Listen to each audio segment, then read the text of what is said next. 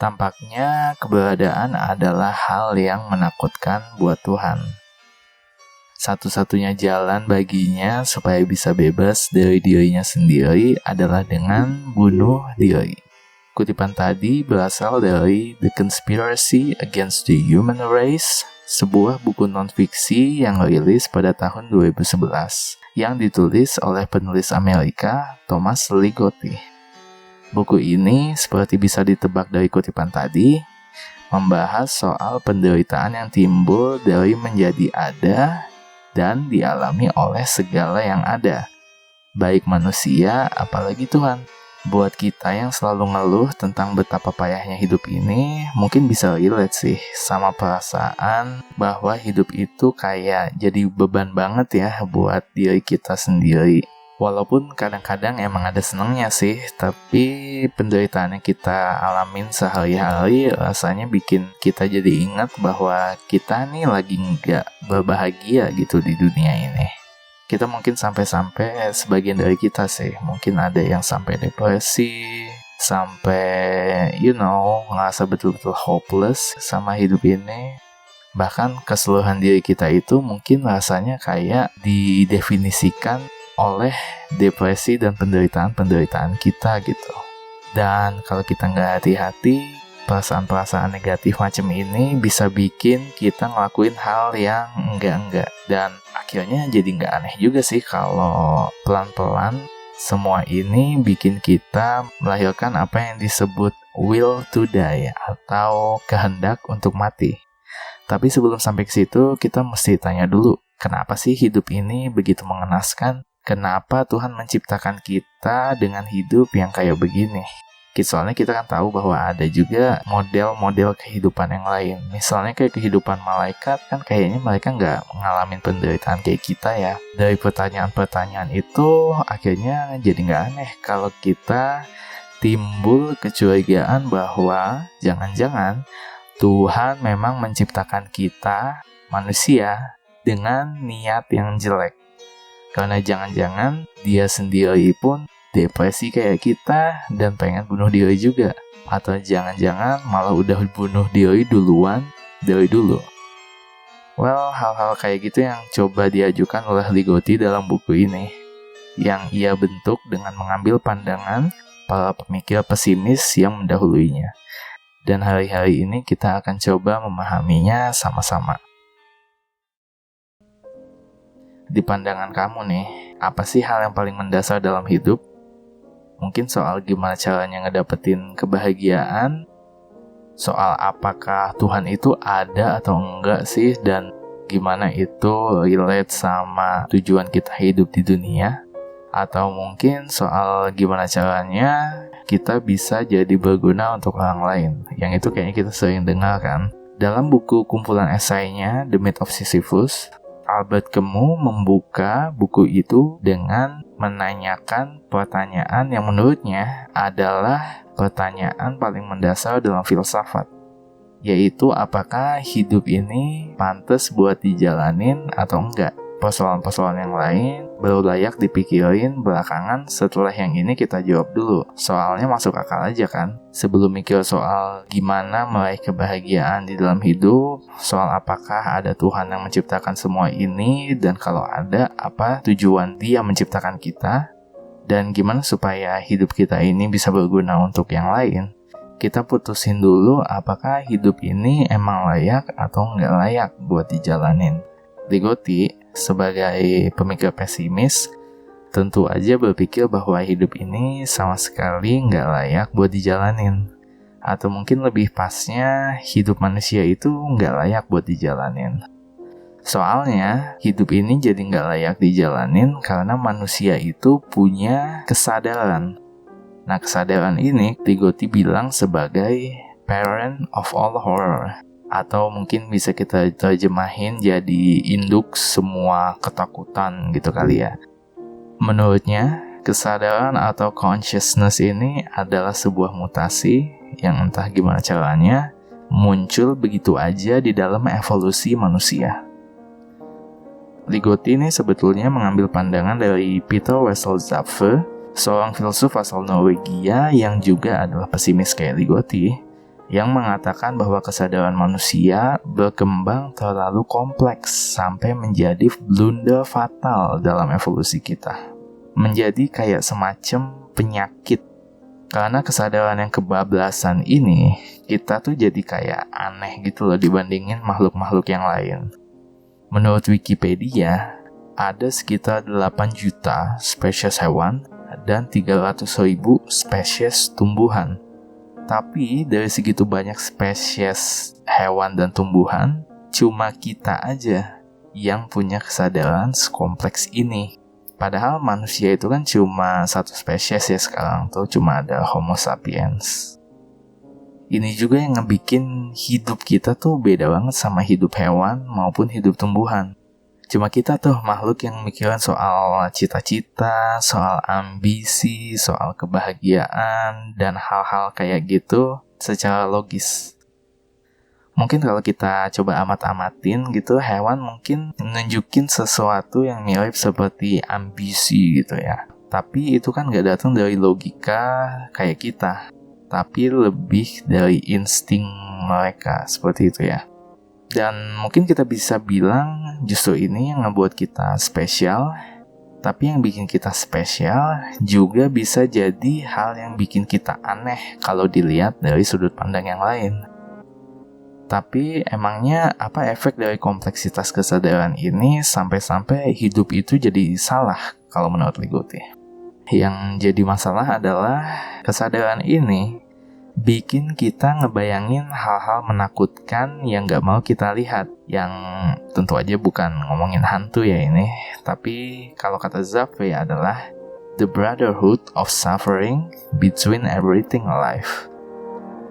Jadi ada semacam penderitaan yang dialami oleh semua makhluk yang hidup, tapi cuma manusia aja yang memiliki kemampuan untuk menyadarinya karena kita punya kesadaran ini. Contohnya ya, seekor hewan kan gak bisa menyadari bahwa kematiannya saat dimangsa makhluk lain yang posisinya lebih tinggi di rantai makanan sebagai sebuah penderitaan. Sementara orang miskin punya kemampuan untuk memahami bahwa penderitaannya disebabkan oleh kesenjangan yang dibuat oleh penguasa dan orang kaya karena distribusi kekayaan yang tidak merata dan hal-hal lainnya. Dan di titik ini, kalau manusia mau tetap hidup dengan tenang, dengan damai, supaya tidurnya tetap nyenyak, kita mesti ngelakuin sesuatu terhadap kesadaran kita, yaitu dengan meredamnya. Kita kan sering bilang kata-kata kayak, jangan overthinking, jalanin aja dulu, lihat sisi baiknya. Enggakah semua ini adalah cara kita untuk meredam kesadaran kita yang betul-betul tajam itu? Kan lebih baik berpikir bahwa kemiskinan adalah takdir, adalah ujian dari Tuhan yang gak bisa kita lawan kecuali dengan berdoa dan ikhtiar semampunya tentu saja.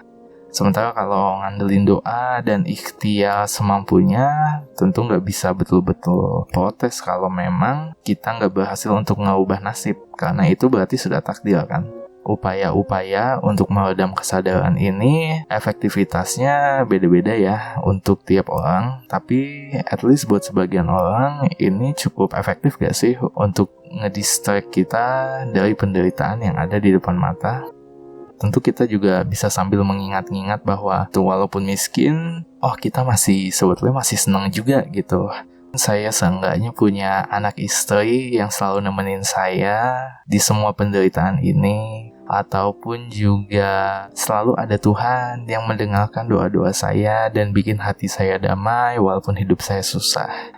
Tapi kalau menurut pesimisme, sebanyak apapun kesenangan yang kita alami dalam hidup nggak bakalan bikin impas semua penderitaannya. Kita kan suka bilang ya, punya banyak harta pun kalau badan lumpuh, nggak bisa bergerak, sakit-sakitan, kayaknya nggak worth it juga kan? Sebagaimana ganti rugi dengan jumlah berapapun nggak bakalan cukup buat orang tua yang kehilangan anaknya yang mati dibunuh.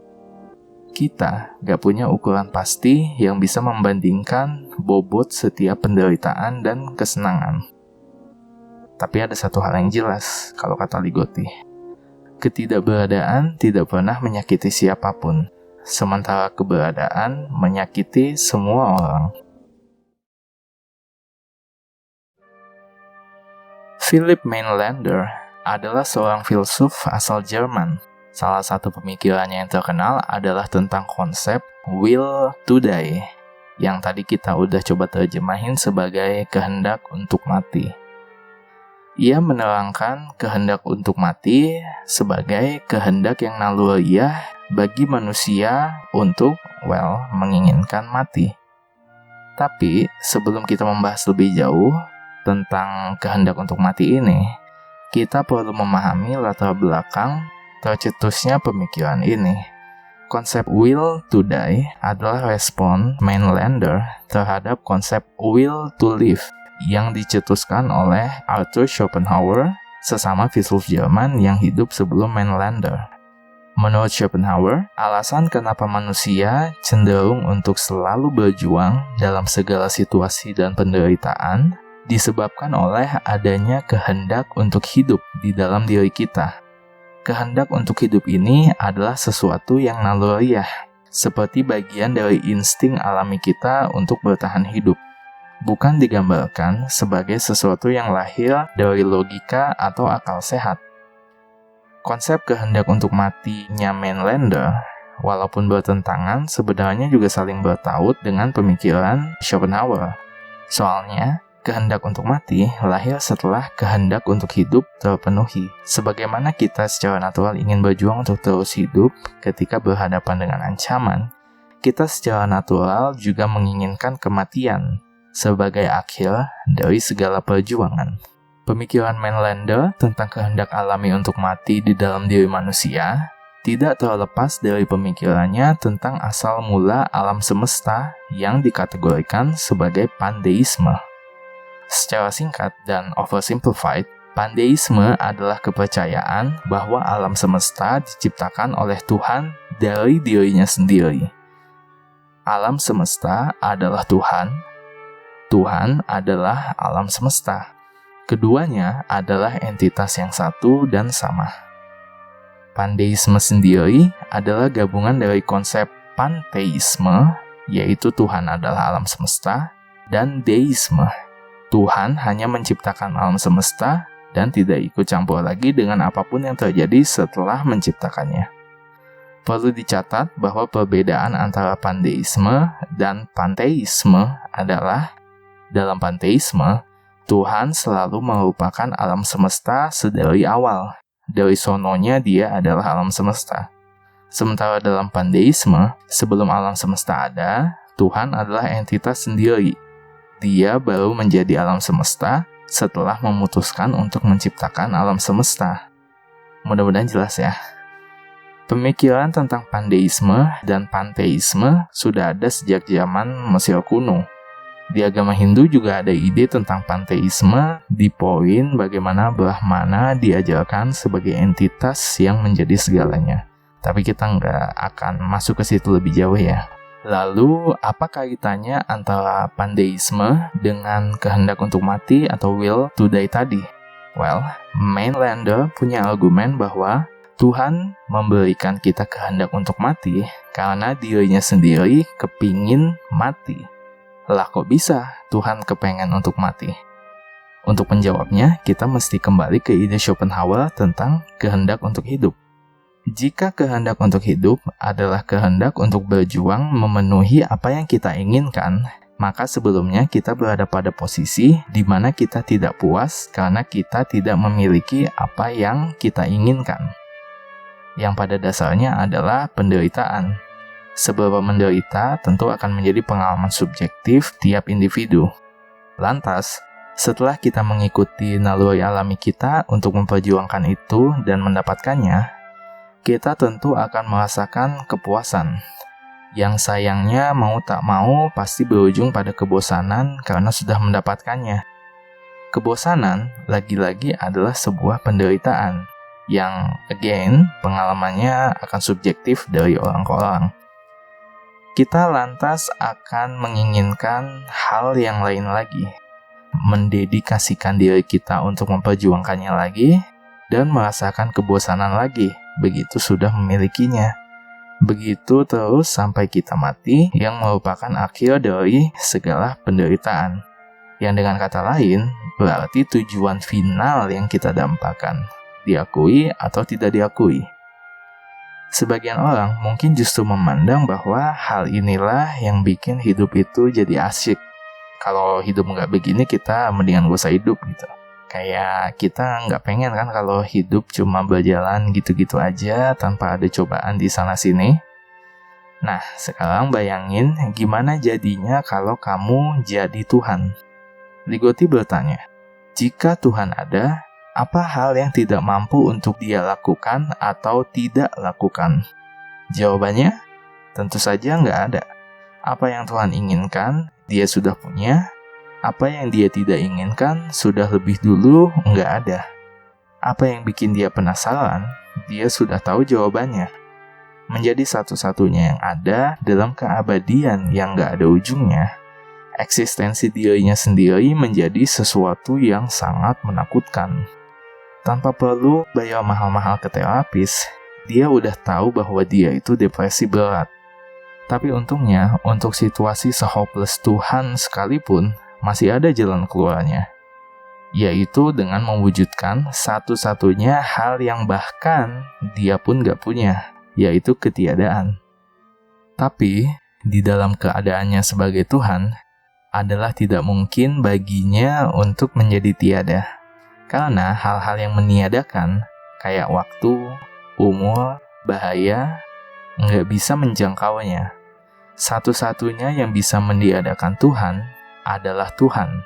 Artinya, untuk jadi tiada, Tuhan mesti bunuh diri. Dan menurut Mainlander, bunuh diri itu dia lakukan dengan cara memutilasi dirinya sendiri menjadi serpihan-serpihan kecil yang menjadi fragmen alam semesta. Maka, alam semesta sejatinya adalah Tuhan, atau lebih pasnya, mayat Tuhan. Kata Mainlander, Tuhan mati, dan kematiannya adalah kehidupan bagi dunia. Akhir dari penderitaan Tuhan adalah awal dari penderitaan manusia. Implikasi dari pemikiran tersebut adalah hidup kita semua betul-betul gak ada artinya. Kata Ligotti, belum ada orang yang berhasil memikirkan alasan otoritatif kenapa umat manusia perlu atau tidak perlu melanjutkan eksistensinya. Dan kayaknya dalam hati kecil kita at least, kita juga tahu bahwa seperti itulah kebenarannya. Apalagi kita-kita yang religius, yang menjadikan eksistensi kita sekarang sebagai preambul terhadap eksistensi yang punya arti, yaitu di akhirat nanti. Pencipta kita bunuh diri, dan dalam prosesnya terbentuk menjadi semua omong kosong ini. Penderitaan adalah sesuatu yang inherent dalam diri Tuhan, maka di dalam hidup kita pun penderitaan juga tidak bisa dilepaskan. Keinginan Tuhan untuk mati juga kita warisi di dalam nadi kita yang berdenyut. Secara kolektif, kita sedang menuju kepunahan kolosal. Kepunahan kita nanti akan jadi akhir yang ditunggu-tunggu atas bunuh dirinya Sang Pencipta. Dan itulah kehendak kita untuk mati yang sejatinya.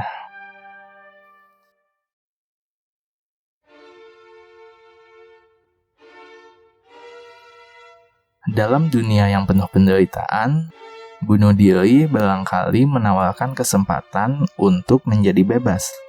Satu-satunya cara agar badan dan hati ini nggak sakit lagi adalah dengan meniadakannya. Semua orang yang pernah merasakan depresi, atau dengan kata lain, semua orang, pasti pernah mempertimbangkannya atau mungkin terlintas sejenak di dalam otak, yang nggak tahu ya. Lantas pertanyaannya adalah, apakah emang begitu? Di dalam Buddhism, bunuh diri bisa menjadi hal yang mulia jika dilakukan sebagai sebuah pengorbanan terhadap kebaikan atau kepentingan di luar diri. Misalnya dalam kisah The Hungry Tigress atau Macan yang Lapar dalam kitab Jataka yang memuat berbagai kisah tentang banyak kehidupan Buddha Gautama, baik sebagai manusia, hewan, atau makhluk lainnya, sebelum dirinya menjadi Buddha. Di dalam kisah tersebut, Buddha hidup sebagai seorang pangeran bernama Mahasattva. Suatu hari dia pergi ke hutan bersama 2 orang saudaranya. Atau ada juga riwayat yang mengatakan dia pergi bersama muridnya ke daerah pegunungan. Di sana, ia bertemu dengan seekor induk macan dan anaknya yang kelaparan. Mahasattva merasa kasihan sekaligus khawatir kalau mereka nggak bisa menemukan makanan, bisa-bisa si induk ini gelap mata dan memakan anaknya sendiri. Karena itu, Mahasattva langsung membuka pakaiannya dan melukai tubuhnya sendiri sampai mengeluarkan darah untuk mengundang si induk macan agar memakan dirinya. Induk dan anak macan itu pun memakan Mahasattva dan berhasil bertahan hidup berkat pengorbanan si Buddha. Oke, jadi kalau di kisah ini, bunuh diri yang kayak gini bisa dibenarkan, bahkan bisa jadi dipuji. Tapi gimana dengan alasan bunuh diri untuk menghentikan rasa sakit kita semata-mata? Well, sayangnya, even dalam Buddhism, penderitaan yang kita alami merupakan balasan atas karma. Dan yang namanya karma tidak akan berhenti dengan kematian. Penderitaan yang mestinya kita lewatkan karena kita memilih bunuh diri kita duluan, akan menjadi utang, tanda kutip, yang tetap akan jatuh tempo di kehidupan kita selanjutnya. Masih ingat dia kan, yang mengalami penderitaan yang sama terus-terusan dari hidup yang satu ke hidup yang lain? Jadi, di dalam Buddhism pun, bunuh diri sama sekali bukan solusi untuk menghentikan penderitaan.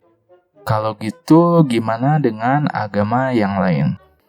Well, dosa besar adalah ganjarannya. Siksa pedih di akhirat selamanya adalah finalnya. Dengan demikian, kita nggak bisa mengandalkan agama untuk mengampuni kita terhadap segala upaya yang kita lakukan untuk menghentikan penderitaan kita di dunia ini. Tidak ada pengampunan dalam agama, baik dalam hidup maupun mati.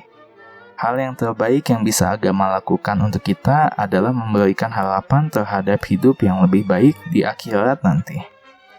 Tuhan menjanjikan itu di kitab suci. Tapi, berdasarkan tesis sebelumnya, kita sudah menyimpulkan bahwa hidup itu salah. Dan jika kita, dengan kekuatan kita sendiri, bisa tiba pada kesimpulan itu, maka Tuhan sudah pasti tiba pada kesimpulan yang sama lebih dulu. Tapi, kenapa dia masih aja menjanjikan kita macam-macam?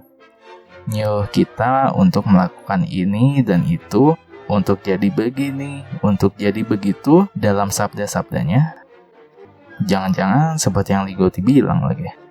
Bukan berarti karena dia menyatakannya, dia benar-benar serius. Barangkali dia hanya tidak ingin meninggalkan kesan yang jelek. Dengan begitu, apakah kesimpulan selanjutnya yang bisa kita ambil adalah bahwa bunuh diri itu baik karena itu satu-satunya yang bisa dianggap sebagai solusi atas kehidupan yang salah ini? Sayangnya juga nggak semudah itu. Ligotti berargumen bahwa solusi yang masuk akal justru bukan bunuh diri, tapi berhenti melakukan prokreasi, alias berkembang biak, alias bikin anak. Kecuali nih ya, semua manusia yang ada di muka bumi ini bisa komit untuk bunuh diri sama-sama semuanya, every single person. Satu-satunya cara untuk menjamin kepunahan manusia adalah dengan berhenti bikin anak. Bayangkan sebuah keluarga, suami istri dengan 2 anak. Jika si suami atau istri bunuh diri, mereka masih bisa meneruskan beban eksistensi itu kepada 2 anak yang mereka lahirkan untuk menderita. Namun, jika mereka tidak punya anak, tidak peduli apakah mereka bunuh diri atau hidup terus sampai tua dan mati sendiri, penderitaan tetap berhenti pada mereka berdua. Mereka enggak lagi ikut serta dalam menyambung penderitaan.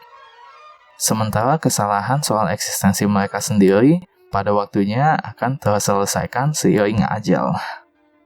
inilah antinatalisme.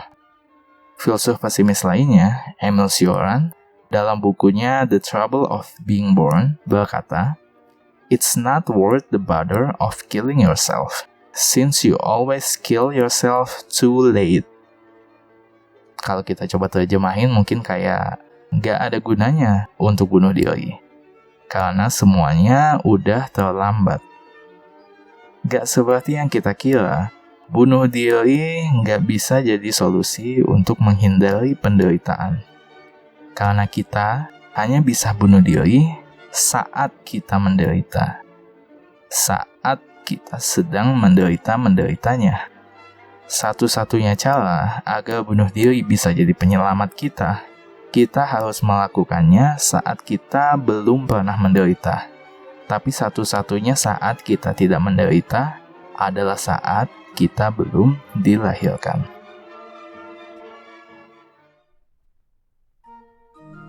Kesalahan terbesar di hidup yang sedari awal sudah salah ini adalah menganggap bahwa kita punya kendali atas diri kita. Kendali untuk membentuk diri kita menjadi apa yang kita inginkan. Ligotti menulis, oleh evolusi kita dibuat, kita tidak mengeluarkan diri kita sendiri dari keprimitifan. Dan semua hal yang kita lakukan sejak kita menjadi spesies adalah konsekuensi karena kita sudah dibuat. Yang membuat kita adalah alam dan kita tunduk pada settingan pabrik yang didesain oleh alam untuk kita. Kita dibuat tanpa arah dan tujuan, sehingga kita pasti akan mati tanpa tiba dimanapun. Semua rencana dan niat untuk menjadi apapun hanyalah ilusi yang dibuat oleh kesadaran kita yang mengesankan seolah-olah dalam hidup ini 1. Ada hal yang perlu dilakukan. 2. Ada tempat untuk dituju. 3. Ada sesuatu untuk digapai. Dan 4. Ada orang yang perlu dikenal. Dengan ilusi tersebut, hidup jadi seolah-olah punya arah, seolah-olah enggak salah karena ada tujuan yang jelas. Ligotti membahas tentang konsep ego death, yang merupakan konsep dalam dunia psikoanalisis. Ini adalah kondisi di mana hal-hal yang terjadi pada diri kita, hal-hal yang kita alami, tidak lagi terasa sebagai hal-hal yang terjadi ataupun dialami oleh kita. Karena sudah nggak ada lagi kita. Kita kehilangan rasa kepemilikan atas siapa kita. Termasuk kedekatan rasa terhadap keluarga dan orang-orang di dalam hidup kita. Namun di saat yang sama, kita juga terbebas dari ilusi untuk melakukan sesuatu, menuju sesuatu, menggapai sesuatu, dan mengenal orang lain. Yang tersisa tinggal tubuh yang terus berfungsi begitu saja tanpa diinfeksi oleh kesadaran. Dan menurut Ligotti, hanya kondisi seperti inilah yang bisa disebut sebagai enlightenment atau pencerahan, di mana kita sudah berhasil meredam atau bahkan menjinakkan kesadaran kita sebanyak mungkin dan hidup tanpa ada sense of self yang kuat.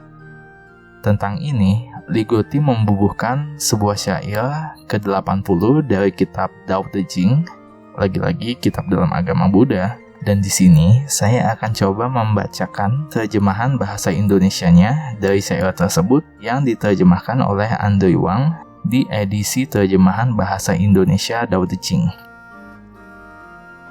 Negara kecil sedikit rakyatnya. Negara kecil dengan sedikit rakyatnya punya ratusan senjata perang tapi tidak pernah digunakan. Rakyat sangat menghargai hidupnya, tidak berniat migrasi jauh. Meskipun ada kereta dan perahu, tidak dipakai. Walaupun punya senjata dan perisai, tidak pernah dipamerkan. Rakyat kembali lagi hidup ke zaman purbakala, mengikat kenop untuk mencatat suatu peristiwa.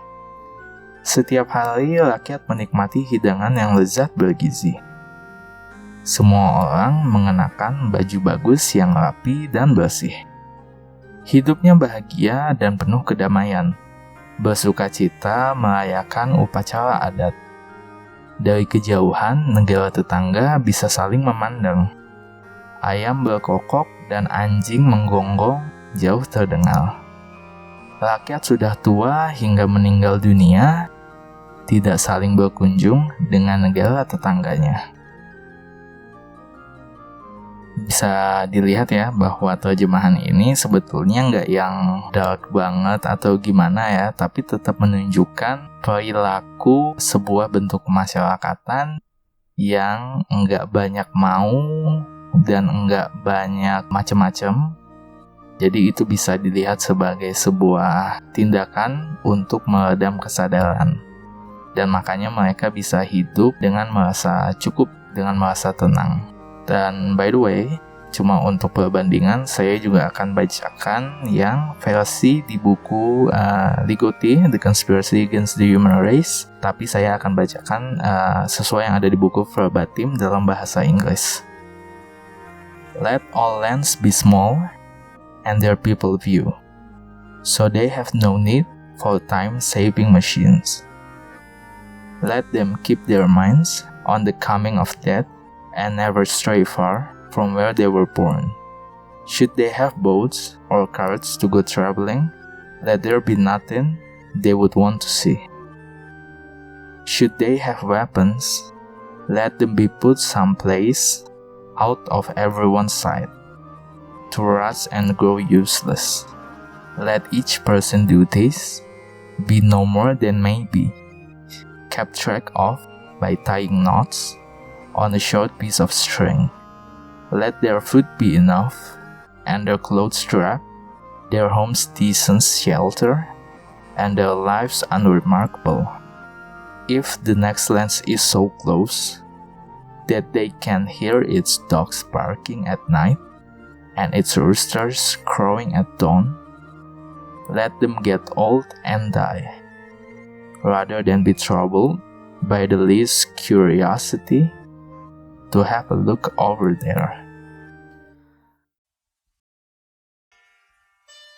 Barangkali lebih baik menjadi tidak waras agar tetap waras.